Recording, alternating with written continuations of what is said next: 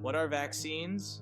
Vaccines are injections, shots, liquids, pills, or nasal sprays that you take to teach your body's immune system to recognize and defend against harmful germs. For example, there are vaccines to protect against diseases caused by viruses like the ones that cause the flu and COVID-19, bacteria, including tetanus, diphtheria, and pertussis. What are the types of vaccines? There are several types of vaccines. Live attenuated vaccines use a weakened form of the germ. Inactivated vaccines use a killed version of the germ. Subunit, recombinant, polysaccharide, and conjugate vaccines use only specific pieces of the germ, such as its protein, sugar, or casing.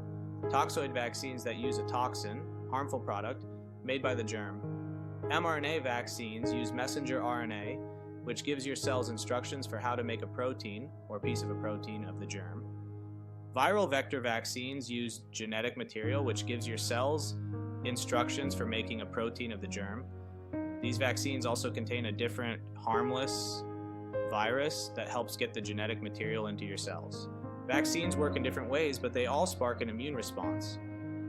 The immune response is the way your body defends itself against substances it sees as foreign or harmful. These substances include germs that can cause disease. What happens in an immune response? There are different steps in the immune response. When a germ invades, your body sees it as foreign. Your immune system helps your body fight off the germ.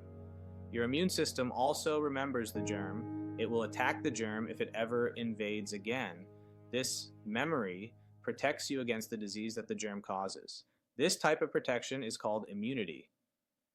What are immunization and vaccination? Immunization is the process of becoming protected against a disease. But it can also mean the same thing as vaccination, which is getting a vaccine to become protected against a disease.